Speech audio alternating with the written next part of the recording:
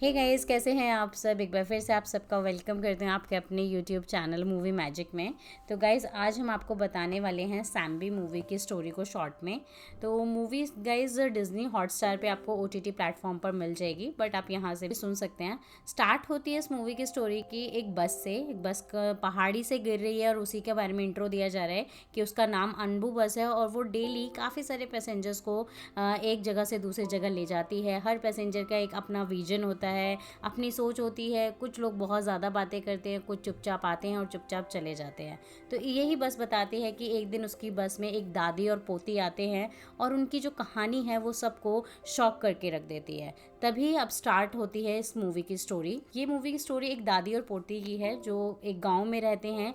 कोडिया कनाल नाम की एक जगह है जो कि जंगल जैसा एरिया है। पहाड़ी की तरफ में दादी और पोती अकेले दोनों रहते हैं। लड़की के जो मम्मी पापा हैं वो एक्सीडेंटली मर चुके थे, तो दादी के ऊपर पूरी जिम्मेदारी थी। बहुत अच्छे से दादी रखती थी। जंगल में जो भी सामान होता था, लाइक लकड़ी है, एग है, शहद है, इन सब चीज़ों को वो कलेक्ट करके शहर में बेच के पैसा कमाते थे और यही उनकी रोज़ी रोटी थी। और दादी उसको सिखाती थी कि कैसे शहद निकालते हैं, कैसे अंडे निकालते हैं, किस तरीके से, मतलब ये सारी चीज़ें उनकी सिखाई जाती थी। लड़की बहुत ज़्यादा पढ़ने में अच्छी थी और उसे आगे जाके डॉक्टर बनना था, ये उसकी चाह थी। इसी तरीके से उनकी लाइफ जो है कट रही थी। तभी एक दिन बहुत ही दुर्घटना उनके साथ होती है। एक दिन जो दादी है वो शहद लेके लड़की को कहती है कि जाओ तू जाके शहर में इसको बेच के आ जाओ। दुकान का भी नाम बता देते कि इस दुकान पे तुम्हें जाना है। वो कहती है ठीक है, बट कहती है दादी मुझे डर लग रहा है क्योंकि किसी ने बताया था कि जंगल में भेड़िया आ गया है और मुझे उससे डर लग रहा है। तो वो दादी उसको मोटिवेट करते कि तुझे भेड़िया से डर लग रहा है, ये ले लकड़ी लेकर जा, स्टिक उसे दे देती है। कहते हैं जा, कोई भी हो तो बोलना, मैं तो वीरताई की पोती हूँ, मैं किसी से नहीं डरती, और ये स्टिक का यूज़ करना। वो फिर चली जाती है, मोटिवेट हो जाती है और जा रही होती है। अच्छा खासा नाचते नाचते जा रही होती है बच्ची। तभी उसको झाड़ियों में से आवाज़ आने लगती है। वो सोचती है यहाँ पे वो भेड़िया ही है जो बताया गया था। वो चिल्लाने लगती है कि मैं वीरताई की पोती हूँ, मैं किसी से नहीं डरती, और चिल्लाने लगती है। चिल्लाती है तो तभी झाड़ियों की जो आवाज़ है वो शांत हो जाती है। वो सोचती है कि डर गया, जो भेड़िया था वो डर गया। बट अचानक से कुछ हाथ उसे पीछे से खींचते हैं, उसे जंगल के झाड़ियों में खींचते हैं, उसके कपड़े उतार दिए जाते हैं और उसके साथ दुष्कर्म होता है। तभी वहाँ से लड़के निकलते हैं, एक एक करके 3 लड़के वहाँ से निकलते हैं। यानी उस लड़की के साथ उन्होंने गैंग रेप किया होता है। वो लड़के शहर से आए होते हैं, ड्रंक होते हैं बहुत ज़्यादा, वो लड़की वहीं बेहोश हो जाती है। ये सारा जो उन्होंने दुष्कर्म किया था, वहाँ पे एक टाइगर सेंसस कैमरे लगे हुए थे जिसमें ये सारी चीज़ें रिकॉर्ड हो जाती हैं। वो लड़के बहुत ज़्यादा नशे में थे और उन्हें किसी भी बात का अफसोस नहीं था। सीधा अपनी ब्लू गाड़ी में बैठते हैं और निकल जाते हैं। लड़की वहीं बेहोश पड़ी हुई है। तभी गांव के वहाँ के बच्चे वो देख लेते हैं कि लड़की ऐसे बेहोश पड़ी है और उसके पूरे बॉडी पे ब्लड निकला हुआ है। वो उसकी दादी को जाके बताते हैं कि भेड़िए ने उस पर अटैक किया है, तो आप चलिए। जल्दी से दादी भागती हुई आती है, उसको कपड़े में लपेटती है, डॉक्टर के पास एडमिट करा देती है हॉस्पिटल में। जब हॉस्पिटल में ट्रीटमेंट होता है तब डॉक्टर दादी को बताती है कि आपने गलत बताया, इसे भेड़िए ने ही नहीं काटा, इसके साथ गैंग रेप हुआ है। दादी वहाँ पे शॉक्ड हो जाती है कि ऐसा कैसे हो गया मेरी बच्ची के साथ, मेरी तो 10 साल की बच्ची है छोटी सी, उसके साथ ऐसे कैसे हो गया। वो बहुत ज़्यादा शॉक्ड और डिप्रेस्ड हो जाती है और लड़की बेहोश होती है, उसे होश ही नहीं आता। उसी के लिए वो प्रे कर रही है और डॉक्टर्स यहाँ पर ट्रीटमेंट कर रहे हैं।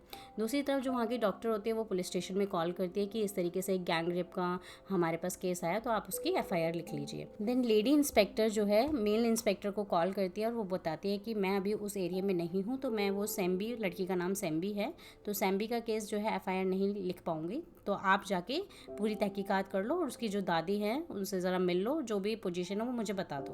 तो मेल इंस्पेक्टर ऐसा ही करता है, जो इंस्पेक्टर ने उसे ऑर्डर दिया लेडी इंस्पेक्टर ने, वो वहाँ पर जाता है हॉस्पिटल, दादी से मिलता है, उनका एक वीडियो रिकॉर्ड करते हैं कि वीडियो में वो सारा बताते हैं कि 24 तारीख को क्या हुआ था, मैंने सुबह अपनी बच्ची को भेजा शहद बेचने के लिए, वो सारा बता देती है और ये सारा रिकॉर्ड हो जाता है। बट अभी भी पेपर्स में कहीं पर भी एफआईआर नहीं लिखी, बिकॉज लेडी जो इंस्पेक्टर है वो कहती है जैसे ही मैं आ जाऊँगी भी मैं उसको एफआईआर नोट डाउन कर लूँगी। तो अभी पेपर वर्क कुछ नहीं हुआ है। इंस्पेक्टर को जगह बताई जाती है तो इंस्पेक्टर वहाँ पर जाता है तहकीकात करने। वहाँ उसे कुछ बियर के केन्स मिलते हैं और उसे टाइगर सेंसस कैमरा दिखाई देता है। अब कैमरा वगैरह की रिकॉर्डिंग जो है सारी देख लेता है। अब उसके बाद दादी बार बार इंस्पेक्टर के पास जाती है डेली कि क्या हुआ सर, कोई पकड़ा गया, कौन था। तो वो बार बार उसको सांत्वना देता है कि दादी अभी हो जाएगा, आप चिंता मत करो, आप बार बार मत आया करो, मैं आपको बता दूंगा जैसा भी होगा। इस तरीके से चलता है। अब 3-4 दिन बाद लड़की को होश आ जाता है। बट ये केस जो है बहुत ज़्यादा तूल पकड़ लेता है कि एक छोटी सी बच्ची, 10 साल की बच्ची के साथ कितनी बड़ी दुर्घटना हो गई।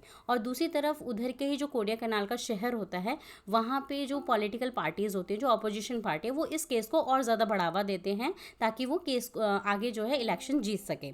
उन्हीं का जो मिनिस्टर होता है वो बार बार ये सैम्बी की कहानी को स्टेज पे बता के, लोगों के सामने बता के सिंपैथी गेन कर रहा है। तो ये एक पॉलिटिकल इशू भी बन गया, पूरे में फैल जाता है, पूरे एरिया में हर बच्चे को, बड़े बड़ों को, सबको पता है इसके केस के बारे में। इंस्पेक्टर को जो है फुटेज मिल जाती है, वो फुटेज निकाल लेता है कि किसने किया है। बट वो उसको दादी को नहीं बताता। दादी बार बार पूछती है 2-3 बार जाके उसके पास, लेकिन वो बार बार उसको सांत्वना देके घर भेजता रहता है। अब एक दिन क्या होता है, जो ओपोजिशन पार्टी का मिनिस्टर होता है, उसकी एक रैली चल रही होती है कोडिया कनाल में ही, वहीं पर उसके बेटा आता है अपनी दोस्तों के साथ। ये वही लड़का है जिसने उस सैम्बी के साथ गलत काम किया था, रेप किया था उसका। तो मिनिस्टर को तो ये सब नहीं पता। तो मिनिस्टर बेटे से पूछता है कि तुम यहाँ कैसे आ गए। तो वो कहता है पापा मैं ऐसे ही पूरा वेस्टर्न घाट, गोवा, गुजरात घूमने गया था, तो लास्ट में कोडिया कनाल होते हुए आया हूँ, तो मैंने सोचा आप यहाँ तो मिल लेता हूँ आपसे। तो वहीं पर वो देखते हैं कि उनके फादर भी ये सैम्बी के बारे में बहुत ज़्यादा जो है स्टेज पे बोल रहे हैं और इस चीज़ को उन्होंने टैगलाइन बना लिया है। तभी वहाँ पे अचानक से उस लड़के को पुलिस इंस्पेक्टर का कॉल आता है। पुलिस इंस्पेक्टर फुल नशे में है और उसे कॉल करता है, कहता है याद है वो दिन वहाँ पे गए थे तुम कोडिया कनाल में, तुम्हारी ब्लू गाड़ी और तुमने जो जो किया, तुम्हारी बियर की केन्स, मतलब इस तरीके से उनको क्लूज़ दे दे के उसे टॉर्चर करता है। तो लड़का थोड़ा सा शॉक्ड हो जाता है, वो समझ नहीं आता ऐसे कैसे हुआ, क्योंकि उन्हें तो ये लग रहा है कि उन्होंने जो भी किया किसी को नहीं पता और किसी ने भी नहीं देखा। तभी जो उनके मिनिस्टर का लॉयर होता है वो उन लड़कों के पास आता है, कहता है तुम लोगों के चेहरे से हवाइयाँ क्यों उड़ी हुई हैं, क्या हुआ है। तभी उनमें से एक लड़का बोलता है कि वो जो छोटी बच्ची के साथ हमने किया था। तो वो एकदम से उन्हें चुप करा के गाड़ी में अंदर ले जाता है, कहता है क्या हुआ, लाओ फ़ोन बताओ किसका फ़ोन आ रहा है। तो वो कहता है ये इंस्पेक्टर का फ़ोन आ रहा है। तब लॉयर उससे बात करता है इंस्पेक्टर से, और इंस्पेक्टर उसको कहता है कि देखो मेरे पास तो सारे प्रूफ हैं किस किसने क्या क्या किया है, और अगर तुम बचाना चाहते हो तो मुझे 3 करोड़ रुपए चाहिए। तो कहते हैं ये तो ज़्यादा अमाउंट है। कहते हैं ज़्यादा है तो क्या, मैं अगर अपोजिशन पार्टी को दे दूंगा तो मुझे और भी ज़्यादा पैसा मिल जाएगा अगर मैंने दूसरी पार्टी को दिया तो लॉयर कहता है ठीक है तुम्हें पैसे मिल जाएंगे, लेकिन अब बताओ केस को कैसे बंद करोगे। तो वो बोलता है कि अभी तक हमने FIR रिटर्न में लिखी नहीं है, अब लड़की डिस्चार्ज हो गई है, घर पहुंच गई है, तो मैं कल जाऊंगा और उसकी दादी से ब्लैंक पेपर पे साइन ले लूँगा। वो कहते हैं अगर उसने ब्लैंक पेपर पे साइन नहीं किए, तो इंस्पेक्टर बोलता है नहीं किए तो हम दादी को ही क्लोज़ कर देंगे, लेकिन आपका केस क्लोज हो जाएगा। 50% आप अभी मेरे को अमाउंट जो है मेरे अकाउंट में क्रेडिट कर दो, और 50% जब क्लोज हो जाए तब कर देना। तो लॉयर कहते हैं ठीक है। अब इंस्पेक्टर यहाँ पर क्या करता है, नेक्स्ट डे जैसे ही दादी घर आ चुकी है बच्ची के साथ, बच्ची भी रेस्ट कर रही है, तभी घर पहुँचता है उसके। दादी सोचती है कि लगता है उन लड़कों का पता चल गया और मैं सीधा उन लड़कों को ख़त्म कर दूंगी, क्योंकि दादी के अंदर बहुत ज़्यादा गुस्सा है। लेकिन इंस्पेक्टर आता है, कहता है देखो अम्मा जी हमें लड़कों के बारे में तो पता चल गया है, वो बहुत बड़े घर के लड़के हैं और कुछ भी नहीं हो पाएगा, हम उन्हें सजा नहीं दिलवा सकते, केस बंद हो जाएगा, ये है वो है, आप ये पैसे लो। 50,000 रुपये उसे ऑफर करते हैं और कहते हैं इस ब्लैंक पेपर पर साइन कर दो और केस यहीं पर ख़त्म कर दो। दादी कहती है नहीं मैं नहीं करूँगी। तो पुलिस इंस्पेक्टर उसको उल्टा सीधा बोलने लगता है, कहता है मैंने तेरे कंधे पे हाथ क्या रख लिया तो तू सर पे चढ़ गई, भिखारी हो तुम लोग, तुमने कभी इतने पैसे देखे हैं क्या, चलो जल्दी से साइन करो और क्लोज करो। दादी को और ज़्यादा गुस्सा आ जाता है। ठीक है, पुलिस इंस्पेक्टर भी बहुत ज़्यादा ताव में आ जाता है, और वो जब दादी नहीं मानती तो एट लास्ट उस लड़की के कपड़े से उसका गर्दन घोटने की कोशिश करता है। कहता है ले मैं इस लड़की को ही मार देता हूँ, फिर किसके लिए लड़ेगी। तो जैसे ही वो लड़की को मारने की ट्राई कर रहा होता है तभी दादी को और ज़्यादा गुस्सा आ जाता है और वो बहुत हाइपर हो जाती है, और वहाँ पर जो भी सामान होता है उससे पुलिस इंस्पेक्टर को मारने लगती है। इतनी ज़्यादा मारपीट और लड़ाई हो जाती है कि पुलिस इंस्पेक्टर को बहुत ज़्यादा चोट आ जाती है और वो बहुत ज़्यादा घायल हो जाता है और बेहोश हो जाता है। अब दादी को लगता है कि ये पुलिस इंस्पेक्टर तो शायद मर गया। वो सीधा सैम्बी को लेके अपने घर में जो भी पैसे वैसे बचे होते हैं 200, 250, 300 रुपये, वो लेके सीधा भाग जाती है। पैदल पैदल पैदल काफ़ी दूर निकल जाती है। अब यहाँ पे लेडी इंस्पेक्टर भी आ गई है, जैसा उसने बोला था कि मैं आ जाऊँगी तभी हम FIR रिटर्न लिखेंगे। जब वो वहाँ पहुँचती है तो देखती है पुलिस इंस्पेक्टर घायल है, बेहोश पड़ा है, उसके लिए एम्बुलेंस बुलाई जाती है और आसपास के लोगों से थोड़ा बहुत पूछताछ की जाती है। तो आसपास के लोगों से पता चलता है कि दादी अपनी पोती के साथ वो जिस रास्ते गई हुई है वो रास्ता पता चलता है। तभी पुलिस इंस्पेक्टर जो लेडी इंस्पेक्टर होते हैं वो पूरे में कहते हैं कि सर्च करो, वो कहीं भाग के नहीं जानी चाहिए, और सारे रास्ते वगैरह ब्लॉक करा देती है। अब दादी भागते भागते भागते एक ऐसे रूट पर आ जाती है जहाँ पे उन्हें ये अम्बू बस मिल जाती है, जिसके बारे में मैंने आपको स्टार्टिंग में बताया था। दादी को अम्बू बस मिल गई है, वो उसमें बैठ जाती है अपनी पोती के साथ। उस टाइम तो बस थोड़ी खाली होती है और जो कंडक्टर होता है वही उस बस का ओनर होता है, तो वो सवारियों के लिए तो हमेशा से ही कहीं भी बस को रोक लेता है, बहुत एक्साइटेड रहता है क्योंकि उसे पैसे चाहिए। वो सीधा टिकट काटता है दोनों की, दादी से पूछता है कि कहाँ जाना है, तो बताती है जहाँ ये बस जा रही है वहाँ तक की टिकट काट दो। 2 टिकट लेके दादी बैठ जाती है आराम से गुमसुम से। धीरे धीरे शहर की तरफ बस जा रही है और शहर में हर जगह हंगामा हो चुका है। दादी का जो फोटो है वो पुलिस इंस्पेक्टर ने हर जगह वायरल कर दिया कि ये दादी जो है एक इंस्पेक्टर को मार के भागी है और इसे पकड़ना है। हर जगह पूरा वायरल हो चुका है, और सैम्बी का केस तो हर जगह वायरल हो ही चुका है पहले से ही। तो ये सारी बातें मार्केट में और देश शहरों में चल रही हैं। अब धीरे धीरे धीरे बस में पैसेंजर्स आना स्टार्ट हो जाते हैं। अब एक शहर की जगह पर आते हैं जहाँ पर चेकिंग चल रही है, और तभी सैम्बी को भी प्यास लगती है, तो दादी बस से उतर के पानी लेने जाती है। जो वो पूरा अपना फेस कवर करके जाती है क्योंकि हर जगह फोटोज़ लगे हुए हैं दादी के, हर जगह वायरल हो रही है। तो और इधर चेकिंग भी चल रही है, हर बस में चढ़ चढ़ के पुलिस वाले चेक कर रहे हैं कि कहाँ पे वो दादी और पोती हैं। अब जैसे ही उस बस में आते हैं, दादी बस में आ चुकी है पानी लेके, जैसे ही उस बस में वो पुलिस इंस्पेक्टर आता है, वो देख लेता है दादी है, बट वो पुलिस इंस्पेक्टर दादी का साथ देता है और उनको कह के चला जाता है कि आप लोग जल्दी से यहाँ से निकल जाइए, वो लोग आपको मारना चाहते हैं। तो दादी को ये बात पता चल जाती है। अब बस में चेकिंग हो जाती है, बस आगे निकल गई धीरे धीरे। अब बस में जैसे जो न्यूज़ चल रही होती है वायरल, उसी के बारे में बात कर रहे होते हैं पैसेंजर्स। कुछ लोग वो दादी और पोती के फेवर में होते हैं, कुछ लोग अगेंस्ट होते हैं, कुछ लोग कहते हैं कि ये लोग उन्होंने पैसों के लिए किया है, कुछ कहते हैं नहीं ये सब पॉलिटिकल लोग हैं, बड़े लोग हैं, कर दिया होगा बच्ची के साथ, बेचारी के साथ कैसे हुआ होगा। मतलब कुछ लोग तो सिंपैथी दिखा रहे हैं और कुछ लोग अगेंस्ट हैं। उसी बस में एक इंस्पेक्टर भी होता है जो घर के कपड़ों में होता है, वो भी अपना व्यू पॉइंट रखता है। वो कहता है ये सब हमें पता है, ये जंगल वाले लोग एक तो गांजा वगैरह उगाते हैं, वो मार्केट में सप्लाई करते हैं, बेचते हैं, और ऊपर से पैसों के लिए कुछ भी कर देते हैं। दादी ने खुद ही अपनी बेटी को भेजा होगा उन लड़कों के साथ गाड़ी में, और कुछ कुछ भी मतलब इल्ज़ाम लगा दिया गलत सलत। और पुलिस इंस्पेक्टर जब घर आया होगा उसने बोल दिया होगा कि ये तो रेप केस बनता ही नहीं, आपने अपनी मर्जी से भेजा है। और दादी को समझ गुस्सा आ गया होगा कि भाई ये तो मेरा प्लान फ्लॉप हो रहा है, क्योंकि मुझे तो पैसे चाहिए थे, पैसे नहीं मतलब हड़प पाऊंगी मैं इस तरीके से। तो दादी ने इतने गुस्से में उस पर पुलिस इंस्पेक्टर पर हमला कर दिया होगा। यही सब हुआ होगा, ये लोग तो पैसों के लिए कुछ भी कर सकते हैं, गेस्ट हाउस तक आ सकते हैं, तो यही सब बोल रहा होता है। लास्ट वो ये भी बोल देता है कि अगर वो दादी मुझे मिल गई मैं तो उसे काट के डाल दूंगा। तभी दादी को बहुत ज़्यादा गुस्सा आ जाता है क्योंकि पुलिस इंस्पेक्टर इतना सब कुछ बोल रहा होता है। तभी दादी एकदम से खड़ी हो जाती है, जो उसके फावड़ा होता है उसके हाथ में वो सीधा वो फेंकती है बस में और कहते हैं लो काट दो, मैं खड़ी हूँ यहाँ। आप लोग क्या सोचते हैं, आप लोगों ने सोचा कि हम लोग ऐसे लोग हैं 500 रुपये में हम तुम्हारे साथ आ जाएंगे, गेस्ट हाउस तक आ जाएंगे। कहते हैं ये रही मेरी पोती बेचारी, इसके साथ कितना बुरा हुआ है, हम ऐसे लोग नहीं हैं। जब हमारे पास पैसा था तब भी हम इतने खुश नहीं थे, और जब हमारे पास नहीं था तब भी हम इतने उदास नहीं थे। बताती है दादी अपने बच्चों के बारे में कि इसके माँ बाप थे वो टूरिस्ट गाइड थे, और एक जब जंगल में आग लग गई थी तो 10 लोगों को बचाने के चक्कर में जो माँ बाप हैं उन दोनों ने अपनी जान दे दी। कहते हैं हम लोग ऐसा कर सकते हैं, मेरी एक छोटी सी पोती है, मेरा बस यही एम है कि मैं इस बच्ची को बड़ा कर सकूँ, इसकी शादी कर सकूँ, बस तब तक भगवान मुझे उम्र दे सके, मेरी सेहत ठीक रख सके। और उन लोगों ने ये दुष्कर्म कर दिया। वो कहते हैं वो पुलिस वाला हमारे साथ न्याय करने नहीं आया था, वो पुलिस वाला हमें खरीदने आया था। मुझे 50,000 रुपये उसने ऑफ़र किए थे कि मैं केस वापस ले लूँ और एक ब्लैंक पेपर पे साइन कर दूँ। तो ये सब वो बताती है, सारे स्टोरी सुन रहे होते हैं, और वहीं एक पैसेंजर होता है जो थोड़ा मीडिया से रिलेटेड होता है, वो उस वीडियो को रिकॉर्ड कर रहा होता है जो दादी बोल रही होती है। तभी वो बताती है सारी चीज़ें कि हमारे साथ कैसे हुआ, मेरी बच्ची के साथ इतना बुरा हुआ है कि वो आगे जाके माँ भी नहीं बन सकती, हमारा तो उन्होंने वंश ही ख़त्म कर दिया, हमारा तो आगे वंश ही नहीं चलेगा। मैं तो बस ये चाहती हूँ कि मेरी बच्ची को न्याय मिले और कुछ नहीं चाहती। ये बातें दादी कर ही रही होती है, वीडियो रिकॉर्ड कर रहा होता है वो पर्सन। तभी अचानक से पुलिस वैन आ जाती है वहाँ पर, और कुछ पुलिस इंस्पेक्टर बस में चढ़ जाते हैं और कहते हैं चलो ये दादी और पोती को जल्दी से बिठाओ, नीचे उतारो। तभी वहाँ सब लोगों को जब दादी की स्टोरी पता चल जाती है तो वो लोग इमोशनल हो जाते हैं, एक एक करके रोकते हैं। एक लेडी होती है, वो कहती है आप लोग एक लेडी को अगर गिरफ्तार करने आते हैं तो लेडी पुलिस होनी चाहिए। तब वो जो इंस्पेक्टर होते हैं वो उल्टी सीधी धाराएं बता के कहता है इसे भी अरेस्ट करो, पुलिस को काम करने से रोक रही है। धीरे धीरे जो पैसेंजर रोक रहा होता है उन पुलिस वालों को, उन सबको वो अरेस्ट करते जाते हैं, इस पे ये सेक्शन लगाओ, उस पे वो सेक्शन लगाओ। तब लास्ट में वो एक पर्सन पे पहुंचते हैं जो लॉयर होता है, लॉयर भी रोकता है, तो लॉयर को भी वो बोलते हैं इसे भी अंदर करो, हमें रोकेगा काम करने से। तब लॉयर जो है पहचान जाता है कि ये रियल पुलिस वाले नहीं है, ये नकली पुलिस वाले हैं। किसी ने IPS वाली कैप पहनी हुई है, किसी ने कोई बैच लगाया हुआ है, किसी ने किसी और के नाम का बैच लगाया हुआ है, और जितने भी उन लोगों ने सेक्शंस बताए थे वो सारे गलत थे। बिकॉज वो लॉयर होता है, उसे सारे सेक्शंस पता होते हैं, तो वो पकड़े जाते हैं कि ये नकली पुलिस वाले हैं, ये लोग गुंडे हैं, ये उन लड़कों के द्वारा भेजे गए गुंडे हैं।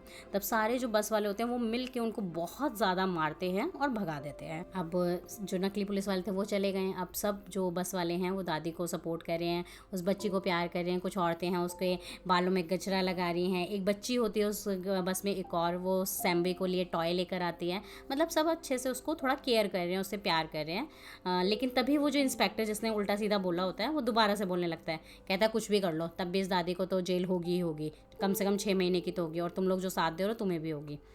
तभी वो एक लेडी बोलती है कि जब ये नकली पुलिस वाले आए थे जो हमें इतने सेक्शंस बता रहे थे गलत, तब तो आप कुछ बोले नहीं, तब तो गेम में लगे हुए थे, अब यहाँ पे फालतू बकवास कर रहे हो। तो इंस्पेक्टर को और गुस्सा आ जाता है, कहता है मुझसे ऐसे बोलने की ज़रूरत नहीं है, मैं तुम लोगों की परमिशन लेके नहीं बोल रहा हूँ यहाँ पर, और जो आने वाला स्टेशन है वहीं पर इस दादी और पोती को उतारो और उसे अरेस्ट कराओ, कराना ही पड़ेगा, और मैं फ़ोन कर रहा हूँ, ये बस को रोकना ही पड़ेगा। मतलब वो हाइपर होने लगता है। तभी जो अम्बू बस का ओनर होता है वो कहता है क्या करें इसका, लॉयर से पूछता है। तो लॉयर कहता है कि आपके हाथ में विसल है, विसल बजाओ और क्या कर सकते हैं। वो जैसे ही विसल बजाता है बस को रोकते हैं और उस पुलिस इंस्पेक्टर को वहीं पर उतार देते हैं। वहीं से जो एक पुलिस की दूसरी वैन होती है वो उस बस के पीछे लग जाती है, उसको बस को फॉलो कर रही होती है। वो धीरे धीरे इन्फॉर्मेशन दे रही है कि पुलिस स्टेशन में कि ये गाड़ी हमसे 10 किलोमीटर दूरी पे है कि 5 किलोमीटर दूरी पे है, वो उसको फॉलो कर रही है। तभी जो अम्बू बस का ओनर है वो लॉयर से पूछता है कि इस बच्ची के पीछे क्यों पड़े हुए हैं गुंडे लोग। तब वो लॉयर बोलता है बच्ची के पीछे इसलिए पड़े हुए हैं क्योंकि अगर बच्ची ने नॉर्मल पॉइंट आउट भी कर दिया कि किसने उसके साथ गलत किया है तो उन लोगों को 10 साल की सज़ा भी हो सकती है या फांसी भी हो सकती है, कुछ भी हो सकता है, और ये कंफर्म है। तभी वो अम्बू बस वाला बोलता है कि तुम्हें पता नहीं दादी ने अभी क्या बताया कि वो लोग बहुत पैसे वाले, उनके कितने सारे कनेक्शन हैं, वो तो केस कैसे भी ख़त्म कर देंगे, बहुत सारे रास्ते हैं। तभी लॉयर कहता है नहीं, इस केस को ऐसे ख़त्म नहीं किया जा सकता, ना ही बदला जा सकता और ना ही कभी बदला है, ये बहुत ही स्ट्रॉन्ग कानून है। तो वो पूछता है कि कौन सा कानून है, तो बताता है पोक्सो एक्ट 2012, जो बच्चों को प्रोटेक्शन करता है इस तरीके के सेक्सुअल ऑफेंस से। अगर छोटे बच्चियों के साथ कुछ भी गलत हो जाता है तो ये एक्ट बहुत ही स्ट्रॉन्ग है। वो एक केस भी बताता है कि बिहार में एक ऐसा केस हुआ था और वो अभी तक का एक पहला केस है जिसमें फर्स्ट हियरिंग में ही सुनवाई सुना दी गई थी, फैसला सुना दिया गया था। अभी वो लॉयर सारा इस कानून के बारे में बताता है कि कुछ केसेस तो ऐसे होते हैं जहाँ पे आपको एविडेंस चाहिए, लेकिन यहाँ पे एविडेंस की ज़रूरत ही नहीं है। अगर जज को लगेगा, फीलिंग से ही लगेगा बच्ची की कि इन लोगों ने उसके साथ गलत किया है, तो तब भी उन्हें सज़ा सुना दी जाएगी। इसके लिए एविडेंस की ज़रूरत नहीं है, बल्कि जो गलत लोग हैं जिन्होंने गलत किया है उन्हें अपने आप को प्रूव करना पड़ेगा कि वो सही हैं। बच्ची को ये सब प्रूफ करने की ज़रूरत नहीं है, उसके लिए एविडेंस की ज़रूरत नहीं है। और मैंने उसके लिए ऑनलाइन जो है भर भी दिया है, FIR कर दी है और जज से अपॉइंटमेंट भी ले लिया। तो कहते हैं अरे वाह बेटा, तुमने तो बैठे बैठे कर दिया। उसके पास लैपटॉप होता है, उसने ऑनलाइन सारा डिटेलिंग फाइल कर दी थी। कहता है बस अब थोड़े ही टाइम में जज का वीडियो कॉल आएगा, जज बच्ची से बात करेगा सैम्बी से वीडियो कॉल पर, सारा केस पूछेगा और उसके बाद ही अगली सुनवाई के लिए तारीख दे देगा। वो कहता है ये तो बहुत ही अच्छा एक्ट है। तभी वहाँ पे जज को ये केस के बारे में पता चलता है, उसके पास आता है और वीडियो कॉल करता है। वीडियो कॉलिंग करवाता है वो लॉयर बच्ची से, सैम्बी से, और सैम्बी से जज पूछता है कि बेटा बताओ कैसे क्या हुआ था। वो सारी डिटेल बस में बता देती है। जब वो डिटेल बता रही होती है सब रोने लगते हैं क्योंकि उस छोटी सी बच्ची के साथ इतना गलत हुआ होता है। जज सारी कहानी जो है बच्ची से सुन लेता है, उसका पूरा केस उसका सुन लेता है और उसके बाद बोलता है ठीक है, आप लोग इस डेट को उस बच्ची को कोर्ट पर लेकर आ जाना, और फिर ये बंद हो जाता है। अब दूसरी तरफ क्या है, यहाँ पे पॉलिटिकल इश्यूज़ भी चल रहे हैं। जिस इंस्पेक्टर को दादी ने मारा था उसको शिफ्ट किया जा रहा है दूसरे हॉस्पिटल में, और वहीं पे जो दोनों पार्टीज़ हैं वो एक दूसरे पे इल्ज़ाम लगा रही है। एक पार्टी उसे मरवाने के लिए वैन में अपने गुंडे भेज देती है और वही पार्टी अनाउंसमेंट कर देती है देखो मैं तो इस इंस्पेक्टर को बचाना चाह रहा हूँ, उसे अच्छे हॉस्पिटल में कर रहा हूँ, और अगर देख लेना रास्ते में कोई मरवा देगा और नाम मेरे ऊपर हो जाएगा। और इस तरीके से उस रास्ते में ही उस पुलिस इंस्पेक्टर को भी मरवा देते हैं। दूसरी तरफ जैसे मैंने आपको बताया कि एक वैन जो है पुलिस की वैन उस बस को फॉलो कर रही है, तो वो बस को कैसे फॉलो कर पा रही है। बस में एक मिनिस्टर होता है जो वो उस पुलिस वाले का दोस्त होता है। पुलिस वाला उस मिनिस्टर को कॉल करता है और कहता है कि तुम अपना फ़ोन जो है चालू रखना, और तुम्हारे फ़ोन का मैंने लोकेशन दे दिया पुलिस वालों को, और तुम्हारे पीछे एक वैन जो है लगी हुई है, फॉलो करते हुए तुम्हारे तक पहुंच जाएगी और उस दादी और पोती को पकड़ लेगी। पॉलिटिकल पार्टी वाला होता है, नेता जो होता है, वो कहता है अच्छा इस पुलिस वाले ने इसलिए मेरे से नंबर लिया था, फ़ायदा उठा रहा है। वो सीधा उस अपने फ़ोन को बस से बाहर फेंक देता है। तो यानी कि जो पुलिस लोकेशन करते हुए आ रही थी पीछे पीछे बस के, उसे भी रास्ता वो भटक जाती है और एक पॉइंट पर आकर वो भूल जाते हैं कि कहाँ पर गई बस। अब बस में जो सारे लोग होते हैं वो अलग अलग फील्ड के होते हैं, कोई साइबर क्राइम से रिलेटेड होता है, कोई मीडिया से रिलेटेड होता है, सोशल मीडिया से। वो लोग सब सोच रहे हैं कि कैसे पता लगाएं कि किन लोगों ने लड़की के साथ गलत किया है। लॉयर कहता है कि उस पुलिस वाले को ज़रूर पता था कि किसने किया है, तभी वो ऑफ़र लेकर आया था दादी के पास। तो एक बंदा उसमें से कहता है कि हम लोग क्या करते हैं, कॉल रिकॉर्ड चेक करवा लेते हैं उस पुलिस वाले की, उसने किस किस को कॉल किया है और पता लगा लेते हैं। तो ऐसा ही किया जाता है। उसी बस में एक लड़की होती है, उसका बॉयफ्रेंड एक टेलीकॉम में काम करता है। वो उसको फ़ोन करती है और नंबर देते हैं कि इस नंबर से पता लगाओ, इस नंबर का कि कहाँ कहाँ बात हुई है और हम चेक करेंगे। लेकिन बस वाले सारी मेहनत कर लेते हैं, उसके सारे कॉल रिकॉर्ड चेक कर लेते हैं, बट उन्हें कुछ पता नहीं चलता। तभी लॉयर अपना दिमाग लगाता है कि उसने ये सारा काम अपनी पर्सनल कॉल से नहीं किया, पर्सनल नंबर से, उसने कोई और नंबर से किया होगा। तो यहाँ भी उन लोगों का प्लान फ्लॉप हो जाता है, वो लोग नहीं पता लगा पाते। दूसरी तरफ वो कहते हैं कि वो ब्लू गाड़ी जो आई थी उस रात वहाँ पर, उस दिन वहाँ पर जो आई थी, उसने टोल वगैरह क्रॉस किया होगा, तो टोल की फुटेज मंगाते हैं। तो उसी बस में एक और बंदा होता है, उसका दोस्त साइबर क्राइम में होता है, वो कहता है उससे कहते हैं कि ये सब पता लगाए। तो वो इलीगली, मतलब लीगल तो नहीं कर पाएगा क्योंकि लीगल के लिए तो परमिशंस वगैरह चाहिए, टाइमिंग चाहिए। तो लॉयर उसे कहता है तुम थोड़ा सा इलीगल होके थोड़ा बहुत ऐसा कर सकते हो तो कर दो। तो वो भी टोल पे जाके किसी तरीके से फुटेज लाने की कोशिश करता है। तो वो लॉयर को बताता है कि इसमें से तो उन दिनों की 3 दिन की फुटेज है ही नहीं, जिस दिन उसके साथ केस हुआ है 24 तारीख से, उससे 2 दिन आगे 2 दिन पीछे की फुटेज है ही नहीं। लॉयर समझ जाता है कि सबूतों को मिटाने की अच्छी तरीके से कोशिश की गई है। तभी बस के बाहर से एक रैली जा रही होती है, जो अपोजिशन पार्टी जिसके बेटे ने ये सब किया होता है, बेटे और बेटे के दोस्त ने, उसकी जो रैली निकल रही होती है। तो बड़े बड़े स्लोगन्स होते हैं, होर्डिंग्स होते हैं और साइन होता है उसी पार्टी का। अब वो लड़की उस साइन को देख के डरने लगती है, रोने लगती है, अपनी दादी से चिपकने लगती है। तभी कहते कि क्या हुआ, कहते कि जो वो ब्लू गाड़ी थी ना, नीली गाड़ी, उस पर इसी तरह यही वाला स्टिकर लगा हुआ था। तभी लॉयर को सब कुछ समझ आने लगता है। दादी बोल रही थी कि वो बहुत पैसे वाले लोग हैं और पुलिस वाले ने बताया था कि बहुत पैसे वाले हैं, वो किसी भी तरीके से तुम्हें मार देंगे या केस दबा देंगे। तो वो थोड़ा सा अपना दिमाग घुमाता है और ये पार्टी हो गई। तो वो उसका फटाफट से सर्च करता है गूगल पे, और जो मंत्री के बेटे हैं उसके दोस्तों के साथ एक फ़ोटो होती है गूगल पे, वो लड़की को दिखाता है कि क्या यही है वो लड़के। लड़की पहचान जाती है, कहती है हाँ यही है। उन फोटोज़ को, जो वो फ़ोटो होती है दोस्तों के साथ, वो फ़ोटो सीधा जो लॉयर है वो जज को पहुंचा देता है कि ये लोग हैं, लड़की इनको पॉइंट आउट कर रही है, इन्हीं ने गलत किया है। अब उधर जज ऑर्डर देता है कि इन तीनों को सम्मन भेजा जाए। दूसरी तरफ उन तीनों लड़कों को पता चल जाता है कि भाई लड़की ने पहचान लिया है उन तीनों लड़कों को और कभी भी सम्मन आ सकता है कोर्ट से। मिनिस्टर का बेटा होता है वो तो अभी भी उसमें एटीट्यूड में, वो कहता है क्या ही कर लेंगे, हमारे पास इतना पैसा है, हम कुछ भी कर सकते हैं। तो उसमें एक दोस्त कहता है नहीं, ये केस बहुत आगे बढ़ चुका है, छोटे लोगों की इतनी ज़्यादा आवाज़ उठ रही है और कुछ भी हो सकता है। तो कहता है तू इन लोगों की नॉइस को वॉइस समझ रहा है क्या, कुछ नहीं होगा, हमारे पास जो है ना वो बहुत इंपॉर्टेंट चीज़ है और वो है पैसा, हम कुछ भी कर सकते हैं। मतलब उस लड़के के अंदर अभी भी एटीट्यूड खत्म नहीं हो रहा। अब धीरे धीरे बस आगे मूव ऑन हो रही है, चलती जा रही है, चलती जा रही है। फिर पीछे से कुछ गुंडों की गाड़ी वहाँ पर आ जाती है। अब गुंडे सीधा बस पर चढ़ जाते हैं क्योंकि उन्हें तो पता है इस बस में ही दादी और सैम्बी है। बस में चढ़ जाते हैं और अटैक करने लगते हैं। उनके पास तलवार होती है और बहुत सारे हथियार वगैरह होते हैं।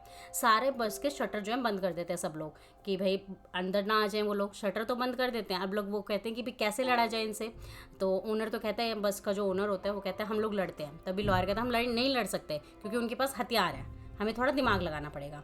अब उसी बस के आगे एक कॉलेज वाले बच्चों की बस जा रही होती है। तभी लॉयर कहता है कि इसके पीछे जो नंबर लिखा है इसके ड्राइवर को फ़ोन मिलाओ और कैसे जो मैं बोल रहा हूँ वो बोलो। तब अम्बू बस वाला मिलाता है फ़ोन और सामने वाली जो बस जा रही होती है कॉलेज के बच्चों की, उनको फ़ोन करके कहता है ड्राइवर को कि बस को रोकना मत, ब्रेक मत लगाना क्योंकि तुम्हारी बस में बॉम्ब है, अगर ब्रेक लगाए तो यहीं पर ब्लास्ट हो जाएगा। वो डर जाता है, वो ब्रेक नहीं लगाता, चलती रहती है बस। और वो पीछे से जो अम्बू बस का ड्राइवर है उस बस को बार बार ठोकता रहता है ताकि आगे का शीशा पूरा डैमेज हो जाए। जब आगे का शीशा बस का डैमेज हो जाता है तो वो लोग इस बस से सारी सवारियां कॉलेज वाली बस में ट्रांसफर कर देते हैं धीरे धीरे। जब पीछे से गुंडों की गाड़ी लगी हुई है, अब वो आगे ट्रांसफर करते जा रहे हैं। जब वो सारा ट्रांसफर कर देते हैं तभी ड्राइवर, जो अम्बू बस का ड्राइवर होता है, वो ब्रेक पे ईंट रखता है और बस को दूसरी तरफ घुमा देता है और बस खाई से गिर जाती है। जो हमने स्टार्टिंग में सीन देखा था, जो अम्बू बस गिरी होती है एक पहाड़ी से, तो गुंडों को ये लगता है कि वो बस खाई से गिर गई और जितने भी लोग थे इसमें वो मारे गए। वो सोचते हैं कि दादी और पोती दोनों मारे गए। अब पूरे में न्यूज़ वायरल हो जाती है कि दादी और पोती मर गई। अब जो अपोजिशन पार्टी वाला जो इस मुद्दे को बहुत ज़्यादा तूल दे रहा होता है ताकि वो आगे इलेक्शंस में जीत जाए, वो प्रेस कॉन्फ्रेंस करता है और बहुत दुखी कहता है कि मुझे तो ऐसा लग रहा है जैसे मेरी ही पोती मर गई है और ये वो। तभी जो मीडिया वाले होते हैं वो कहते हैं आपकी पोती बच गई है क्योंकि जिस बस में वो जाती है कॉलेज कॉलेज बस में, वहाँ के बच्चे भी उसकी वीडियो बना के वायरल कर देते हैं। कहते हैं देखिए आपकी ये वीडियो वायरल हो रही है उस बच्चे की, आपकी पोती बच गई है। वो कहते हैं अच्छा वो बच गई है। तभी एक और प्रेस वाला कहता है कि आपके बेटे का नाम आ रहा है, आपके बेटे और दोस्तों का, कि उसने ये सब गलत किया है और आपके बेटे को तो सम्मन भी आ गया, उसे कल सुप्रीम कोर्ट में जाना है सुनवाई के लिए। तब वो मिनिस्टर कहता है कि ये सब ऑपोजिशन की चाल है और न्याय की ही जीत होगी, तो कल मिलते हैं सुप्रीम कोर्ट में, और वो प्रेस कॉन्फ्रेंस ओवर कर देता है।